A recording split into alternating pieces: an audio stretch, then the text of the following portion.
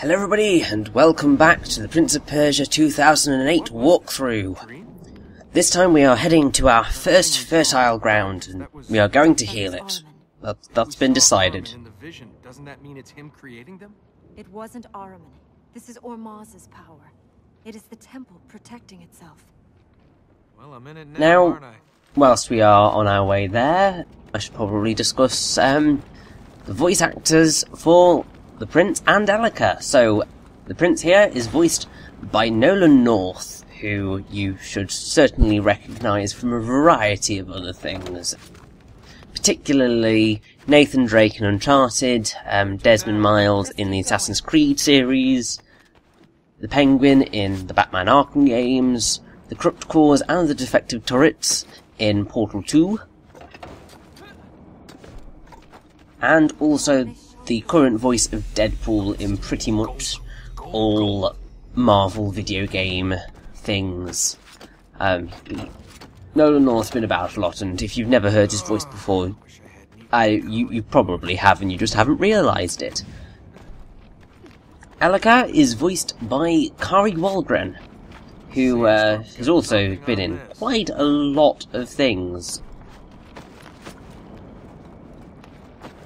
And, like, from everything from live-action things to anime and all sorts. I'm trying to remember, find exactly the main things that she has voice that you would recognise her as. She is the voice of Kasumi in Dead or Alive Dimensions, Paradise and Extreme 2.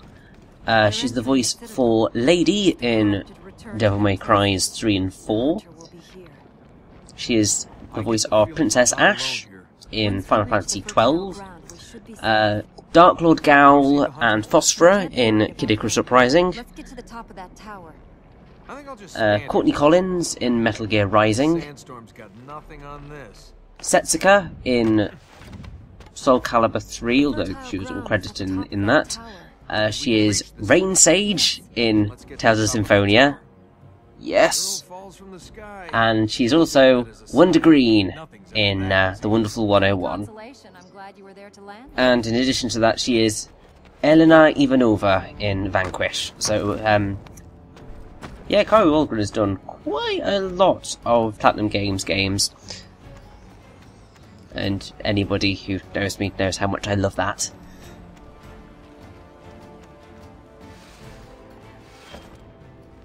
Careful. This is more exercise than I was planning today. So, this is essentially what we will be doing throughout the entirety of this game. It's making our way to a level, and then going through that level to reach the fertile ground, at which point we are going to run up against a hideous enemy that's going to try and kill us. There's really not going to be much variation in that pattern, although they do get a little bit creative in the order of events sometimes, which is quite cool. Now, there were 4 areas that you could go to right at the start. You just needed to choose. However, it's certainly recommended to go here first, because this is arguably the easiest of the areas to get to and around. And here we have the Hunter. We'll be fine. And he's got a pair of scissors for his hands, which is slightly terrifying.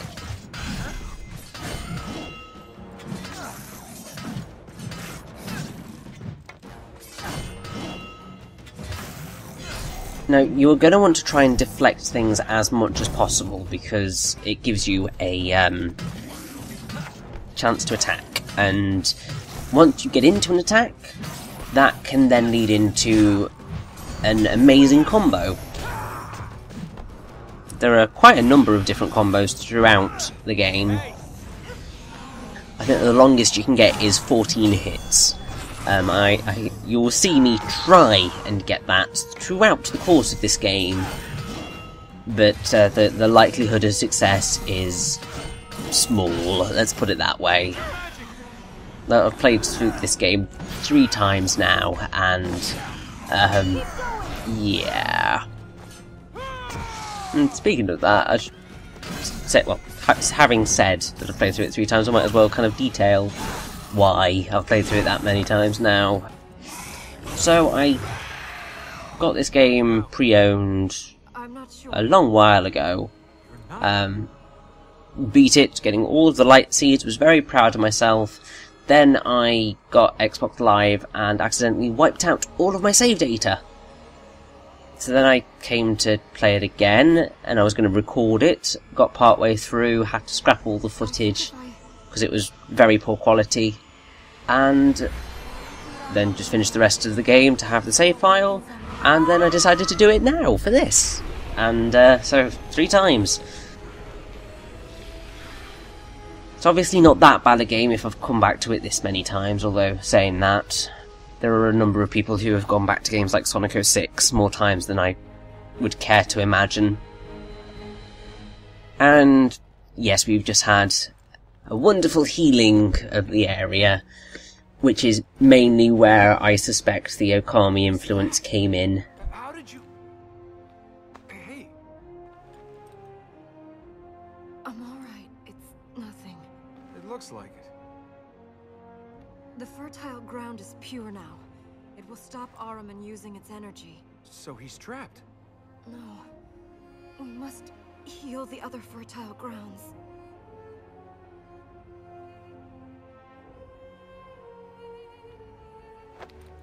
Yeah, you're in fine shape for that. The light seed. Take me to a light seed.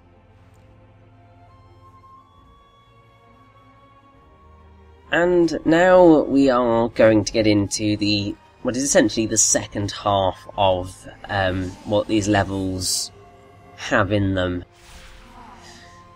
So, the first part is healing the fertile grounds, and then a bunch of light seeds appear all over the level. And you are going to have to collect them. You don't have to collect all of them to finish the game. I believe in total you need to collect 540 of 1001, but we are going to collect all of them because that's good. That's because I didn't give it to you. What's the furthest you've ever been away from here? You were there. The end of that canyon? Where would you go, if you could? The ocean. What's it like? Well, Now, in the desert kind of, you feel alone. I really like this. But you live. Just seeing the interaction between the prince and Alika, because you might not come back. it What's it like being a feels princess? Tiring. rather Why do you realistic wear that scarf? in a way. Lucky. I didn't think you believed in that sort of thing. I don't. It, But maybe it believes in me. I'm not quite sure how to describe it. I think it's kind of, even though they are complete strangers, they just kind of talk to each other, and from that they kind of learn from each other and learn what the other's like. And that kind of leads to a sort of fondness, really. And also because both Alika and the prince are sarcastic sods to each other. Like, you cannot imagine how well played the sarcasm is in this game. Because there are moments where they just really seriously take the mickey out of each other, and it's beautiful to watch.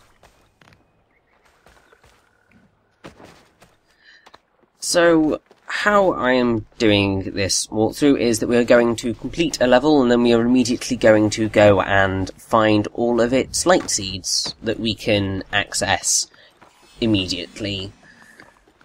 Because as you can just see kind of up there are some plates that we cannot access. And we will be able to access them eventually, but not now, so essentially what that means is we have to come back. However, I would suggest that you do collect as many light seeds as possible early on, because then it means that after you have completed 2 entire areas, you essentially never need to collect any light seeds again. Which is a very helpful thing if you don't want to collect them. Well, I mean, saying that, it's very, very, very, very, very easy to collect enough just running through the levels. I'm pretty sure that just going between the fertile grounds you can probably pick up enough to get by. It's a very, very easy game, is Prince of Persia 2008. Helped largely in part of the fact that you cannot die. Because whenever you fall off a ledge, Elika will save you. And also, in combat, if you fall, Elika will save you again there. That in particular is something that a lot of people don't like. And it's completely understandable why, because it really isn't challenging. However, just because there isn't challenge doesn't mean that you can't have fun with this game. Because, really, I don't play this game for the challenge. I play it because I like the characters, it's pretty, and I just find it really relaxing. Like, just in general, the way the game plays, although it feels rather automated at times, it's just very relaxing and methodical. And you don't really get many games like that, largely because you then end up with the argument of, oh, it's boring and tedious. But I think sometimes you need games that are slightly relaxing. We need to keep going. And without challenge. I mean, Kirby's Epic Yarn is a perfect example of that, and really the majority of Kirby games, apart from the final bosses of them, which are sometimes a lot more difficult than you would hope they would be.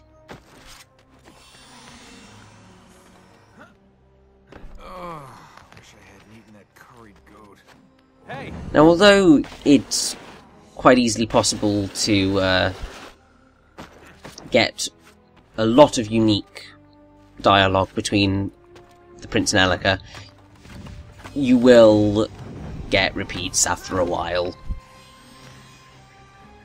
So be prepared for that. You're going to hear a number of lines repeated throughout the entirety of the walkthrough, because you just can't avoid it, really.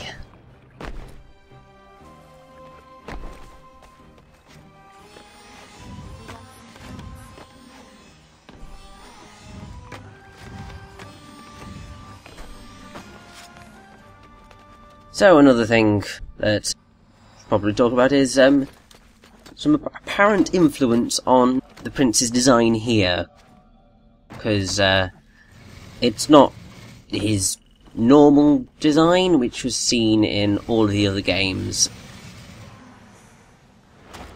Basically, I think they decided that you could have more than one Prince of Persia, because the title is Prince of Persia, not the Prince of Persia, so that's why they decided to go for a different prince here.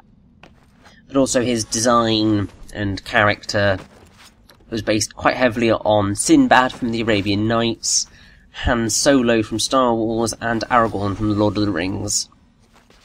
And if anything, you can really, really, really see the Han Solo in the Prince.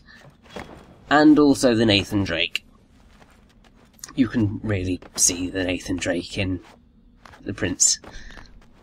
more so than I think you would have normal course to expect.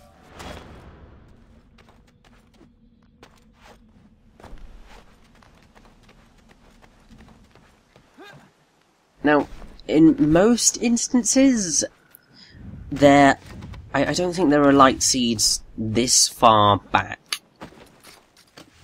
in the journey, although there might be.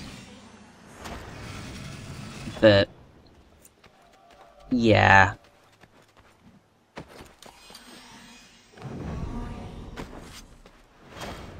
Also, it's very, very, very easy to screw yourself over. Like, most of the platforming challenges in this game are very easy, even getting all of the light seeds. But it's just... ew. Sometimes you try and make a jump and you just fall short. And it's really unfortunate that it happens. But thankfully Alika saves you and you don't get penalised for it. Like, that's one of the really great things about this game's kind of difficulty, is that it doesn't penalise you for getting a light seed and it ended badly. Because some of them are in slightly awkward positions, and even though you can get all of them without falling off, or dying in big inverted commas, because you can't die, but falling off is essentially the same as dying. It just happens. I mean, there is a reward for getting through the game without using Alika too much. I believe if you beat the game without falling off 100 times, you get an achievement. I will definitely need to double check that fact, but I will do that when I reach the extras, because that'll be primary achievement detailing fodder. The fertile ground is up on that plateau.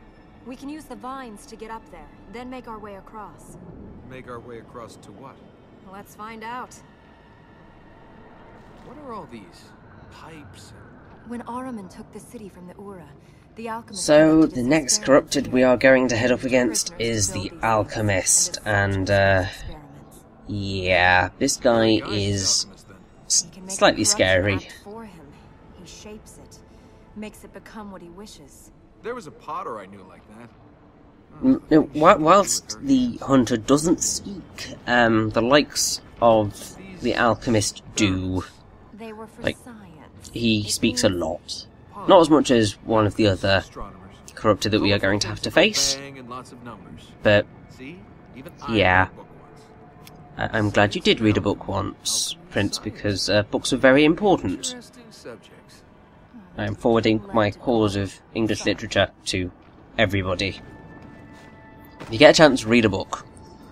Otherwise, you may end up like the Prince in some of his idiocy, in some of his idiotic moments. Although he's pretty worldly, so he knows what he's doing. We're in even deeper trouble.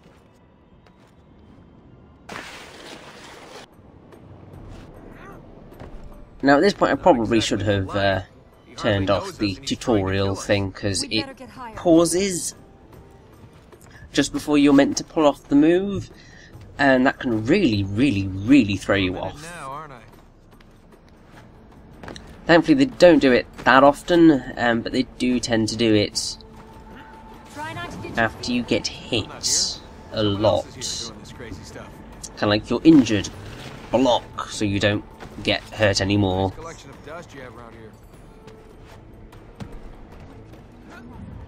Sure, climb on the roof.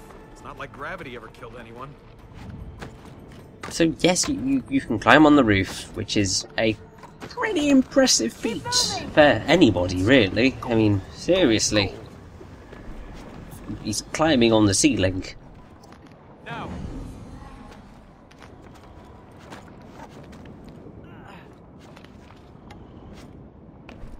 Just follow the girl. What can go wrong?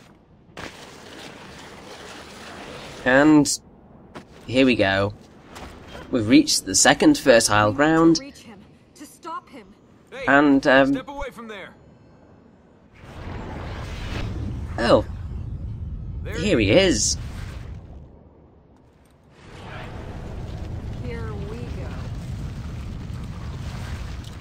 It's never simple, and pretty much every single fertile ground we reach, we are going to have to face down a corrupted.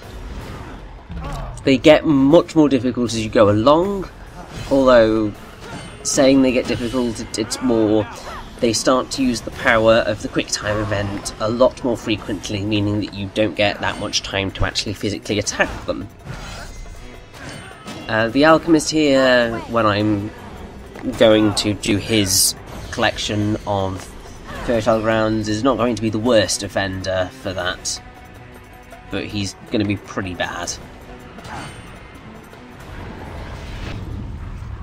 Now that should teach you something. Be alert. He might return. Go work your magic. I'm Yeah, not here. he ain't returning here, because we are going to heal the fertile ground immediately.